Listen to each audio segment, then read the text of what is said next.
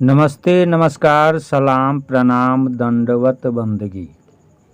सतगुरु रविदास जीवन चरित्र। इस वीडियो में आप सुनेंगे सतगुरु रविदास जी का जीवन चरित्र। सतगुरु रविदास जी का जन्म कैसे हुआ, उनके पूर्वज कौन थे, उनके माता पिता कौन थे, उनके पितामह कौन थे, सतगुरु रविदास जी का जन्म कैसे हुआ, आइए सुनते हैं। इससे पहले आप सभी भक्तों से, संत समाज से, संत प्रेमी से निवेदन, अर्जी, विनती, प्रार्थना है, जो सब्सक्राइब नहीं किए हैं वो सब्सक्राइब कर देंगे और ज़्यादा से ज़्यादा शेयर कर देंगे ताकि सभी संत प्रेमी को सुनने के लिए मिले, श्रोता बंधु को सुनने के लिए मिले। तो आइए सुनते हैं सतगुरु रविदास जी का जीवन चरित्र।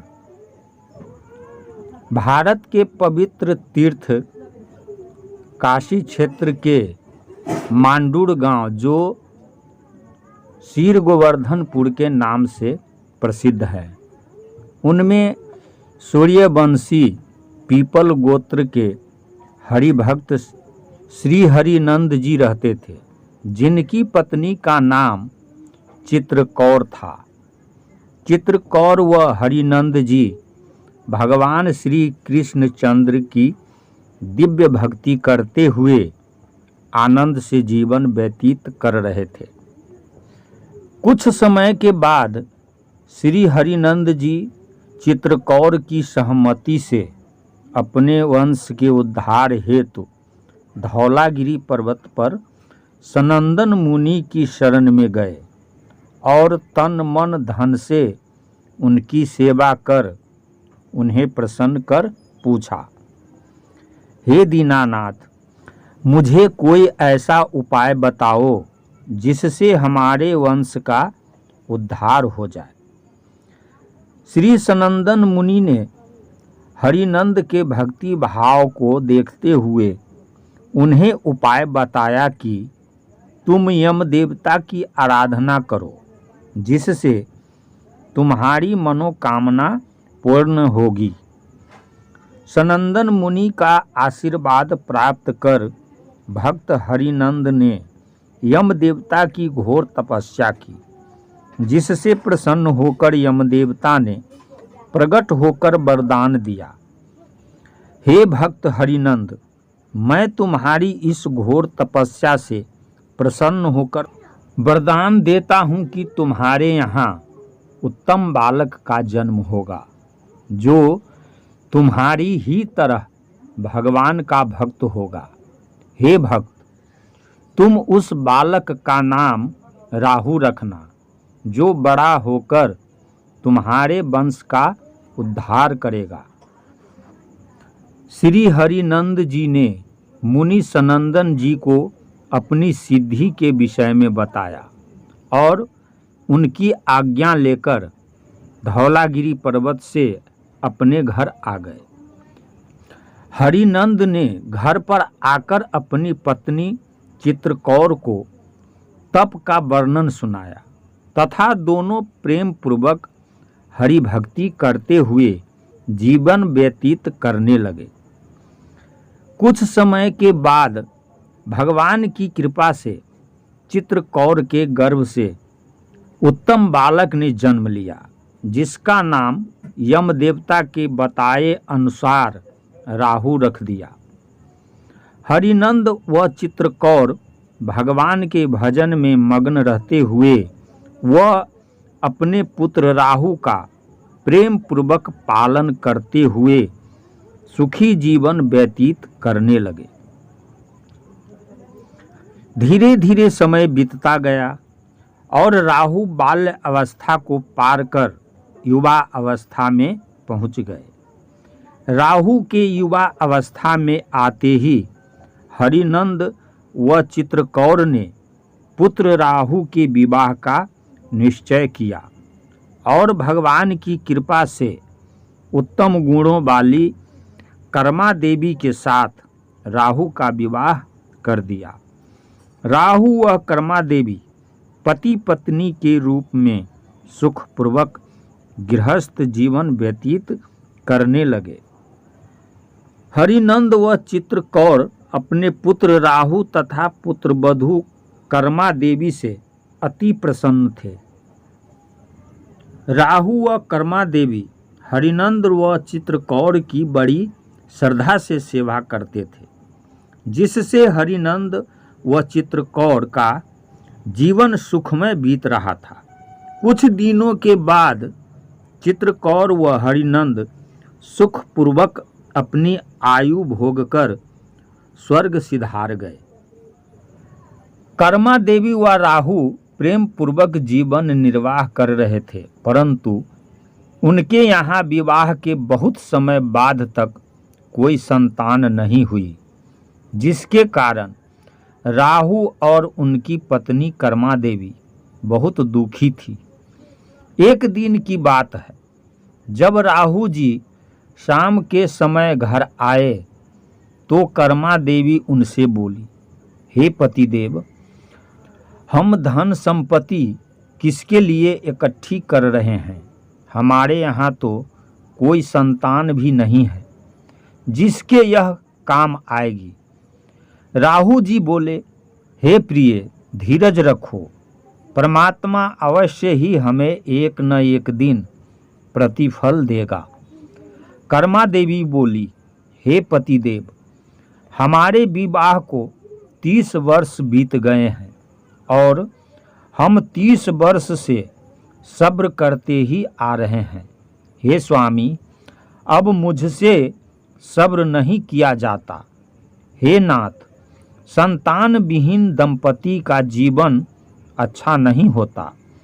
वह अपने जीवन में पुत्र पुत्री के सुख का अनुभव प्राप्त नहीं कर सकता। हमारे मर जाने के बाद हमारा वंश समाप्त हो जाएगा। हमारे पितरों को कोई पानी देने वाला भी नहीं रहेगा।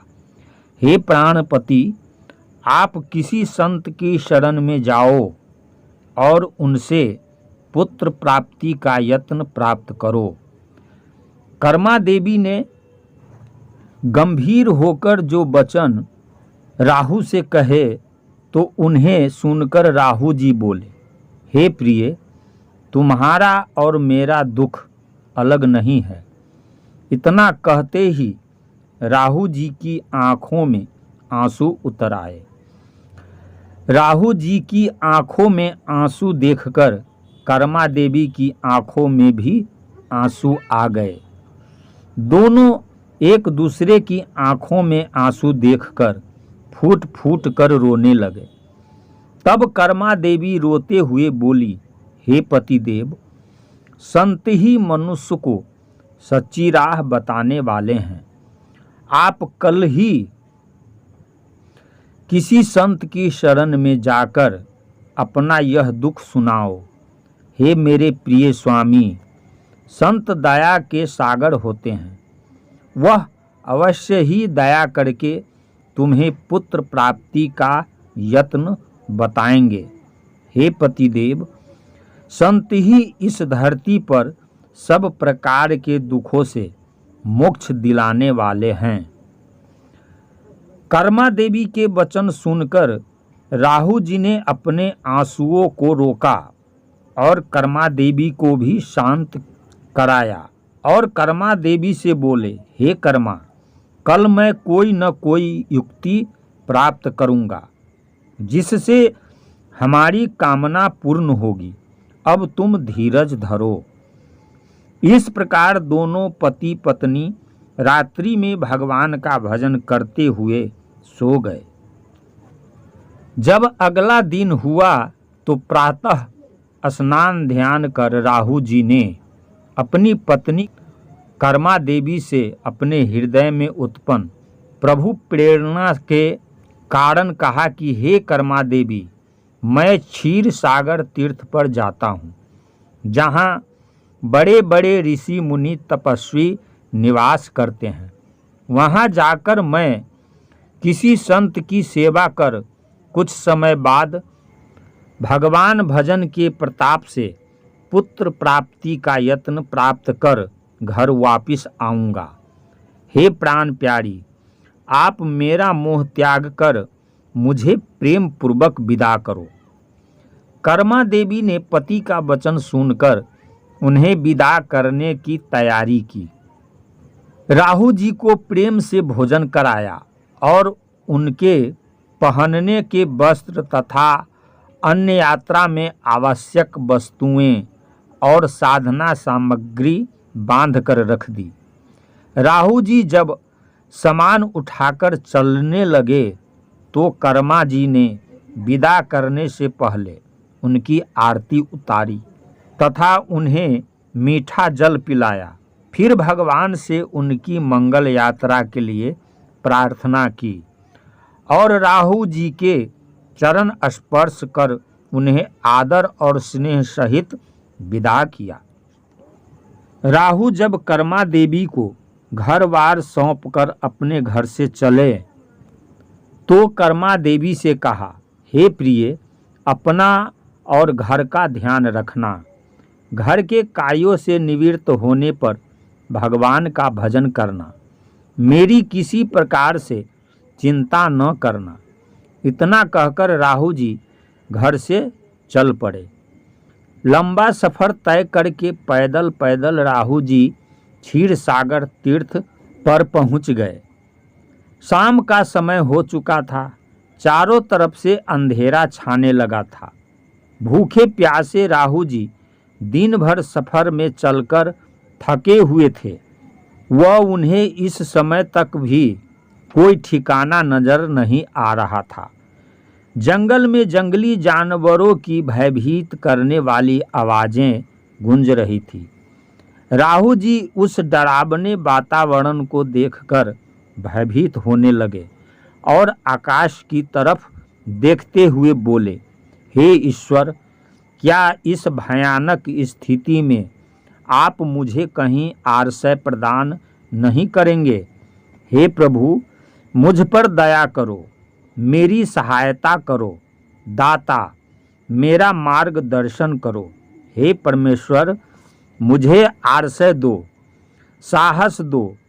यह कहते हुए राहु जी आगे चलकर कुछ दूरी पर पहुँचे तो उन्हें एक रोशनी दिखाई दी। रोशनी को देखकर राहु जी का साहस बढ़ा। जब थोड़ा सा और आगे चले तो देखा कि वह कोई आश्रम है। कुछ क्षणों में वहां आश्रम के द्वार पर पहुंच गए और सिर झुकाकर आश्रम में प्रवेश किया। आश्रम में सन्नाटा छाया हुआ था। देव स्थानों पर दीपक जगमगा रहे थे। एक तरफ अलग कुटी में अग्नि जल रही है। राहु जी साहस कर कुटी के द्वार पर पहुँचे तो देखा अग्नि कुंड के पास बिछे आसन पर एक दिव्य तेजधारी, बड़ी बड़ी जटाओं और दाढ़ी वाले श्री रैवत ऋषि ध्यानस्थ में बैठे हैं। राहु जी ने मौन अवस्था से रैवत ऋषि को दंडवत किया और हाथ जोड़कर उनके सन्मुख बैठ गए। कुछ समय के बाद ऋषि की समाधि खुली और वह राहु से बोले, अरे तुम कौन हो? कहाँ से आए हो? इस घनघोर जंगल में आने का तुम्हारा क्या प्रयोजन है? राहु जी ने ऋषि के चरण स्पर्श किए और बोले, हे भगवान, आप तो अंतर्यामी हैं, आप सब कुछ जानते हैं, फिर भी मैं आपको अपना परिचय देता हूँ। मेरा नाम राहु है। मैं काशी क्षेत्र के मांडूर गांव सिर गोवर्धनपुर का रहने वाला हूँ। हे गुरुदेव, संतान न होने के कारण मैं और मेरी पत्नी कर्मा देवी बहुत दुखी हैं। संतान प्राप्ति इच्छा को लेकर भटकता हुआ आपकी शरण में आया हूँ। हे प्रभु, मुझे अपनी शरण में लेकर मेरा उद्धार करो। यह कहकर राहु जी रोने लगे। ऋषि बोले, हे भक्त, रो मत, चुप हो जाओ, चिंता को त्याग कर मेरा उपदेश सुनो। अपनी योग दृष्टि से विचार कर रैवत ऋषि बोले, हे भक्त, तुम 40 दिन तक यहीं निवास कर गुरु मंत्र ओम का जाप करो। मेरा आशीर्वाद है कि तुम्हारी मनोकामना पूर्ण होगी।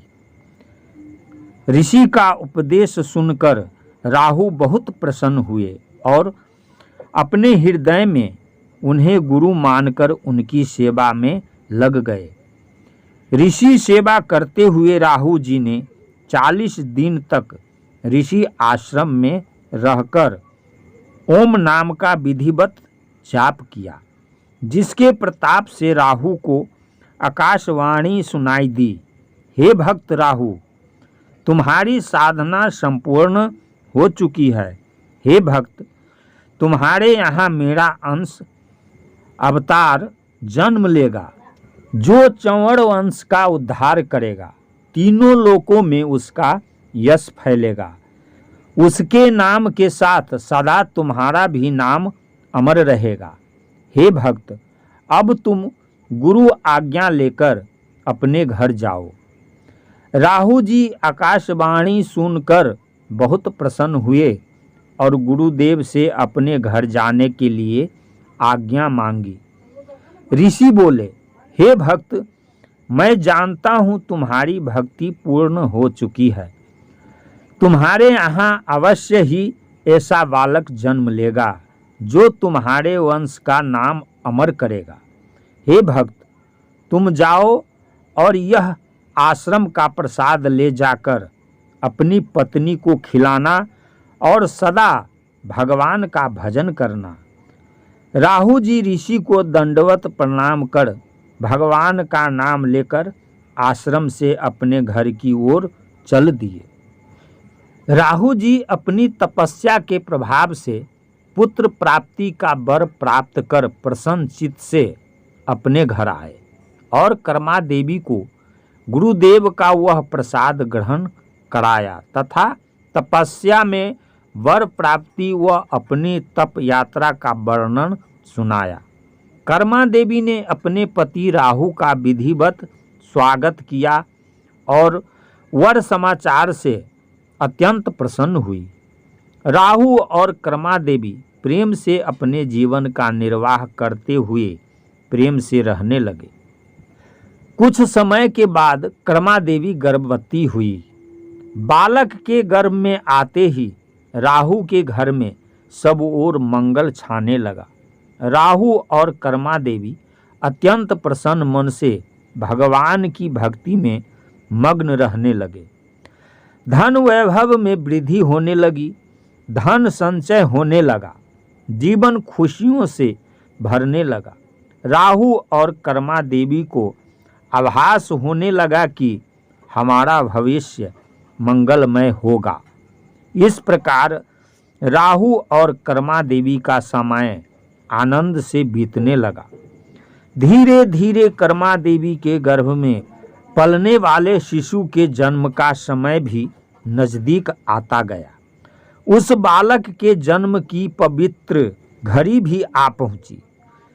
श्री राहु जी कर्मा देवी की प्रसव क्रिया हेतु अपने आसपास दाई के लिए घूमे तो उन्हें कोई भी दाई न मिली।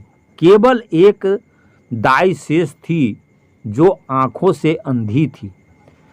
श्री राहु जी आखिर में उस अंधी दाई को बुलाकर ले आए। 14वीं शताब्दी के माघ मास की पूर्णिमा के दिन रविवार के ब्रह्म मुहूर्त में राहु के यहाँ उस दिव्य बालक ने जन्म लिया और जिस समय उसने आंखें खोली तो उस अंधी दाई की नेत्रों पर ध्यान पड़ते ही उसकी नेत्रों में ज्योति आ गई, जिससे दाई को अपनी आंखों से सब कुछ दिखने लगा। यह देखकर दाई बहुत प्रसन्न हुई। दाई ने बालक के चरण पकड़ लिए तथा बालक को कर्मा देवी के स्तन से दूध पिलाना चाहा, पर श्री रविदास जी ने भगवत दर्शन की इच्छा के कारण दूध न पिया। उसी समय भगवान श्री कृष्ण प्रकट हुए। उस दिव्य बालक और कर्मा माता तथा पिता राहु व दाई भगवान के दर्शन पाकर धन्य हो गए। भगवान के दर्शन कर बालक ने अपनी माता कर्मा देवी के दूध का पान किया। बालक के जन्म की खुशी में राहु के घर में कर्मा की सखियां मंगल गान करने लगी। आकाश से सुगंधित हवाएं चलने लगी। वातावरण मनमोहक बनता चला गया। यथा समय सारी काशी में राहु के यहाँ जन्मे बालक की चर्चा गूंज उठी। राहु को सब लोग बधाई देने आने लगे। राहु जी भी सब लोगों को मिठाई बांटते और अतिथियों को भोजन कराते। फिर राहु जी ने ज्योतिषी को बुलवाया और ज्योतिषी ने बालक के दर्शन किए और बालक के दिव्य अलौकिक लक्षणों से युक्त मुख को देखकर बताया, हे राहु, यह साधारण बालक नहीं है। भविष्य में इस बालक का बड़ा नाम होगा। यह उच्च गति को प्राप्त करेगा। यह कहकर ज्योतिषी ने जन्म लग्न के आधार पर बालक का नाम रविदास रख दिया। राहु जी ने ज्योतिषी को अन्न धन वस्त्र आदि दक्षिणा भेंट की। सब लोग राहु के बालक रविदास की जय जयकार करने लगे। राहु का जीवन खुशियों से भर गया। कर्मा देवी भी रविदास को अपनी गोद में पाकर प्रसन्न हुई। कर्मा के चेहरे से उदासी दूर चली गई। रविदास को जन्म देकर वह अपने जीवन को धन्य समझने लगी। इस प्रकार भगवान की कृपा से रविदास जी ने अवतार लिया। नमस्ते, नमस्कार, सलाम, प्रणाम, दंडवत बंदगी। अभी आप सुन रहे थे श्री गुरु रविदास जी का जीवन चरित्र। रविदास जी का जन्म कैसे हुआ, किस प्रकार उनके पितामह ने तपस्या की, फिर उनके पिता ने तपस्या की, तब रविदास जी प्रकट हुए। इसके बाद अगले वीडियो में रविदास जी का बालापन किस तरह बीता, क्या क्या हुआ, आप सभी से मिलते हैं। तब तक के लिए साहेब बंदगी, साहेब बंदगी, साहेब बंदगी।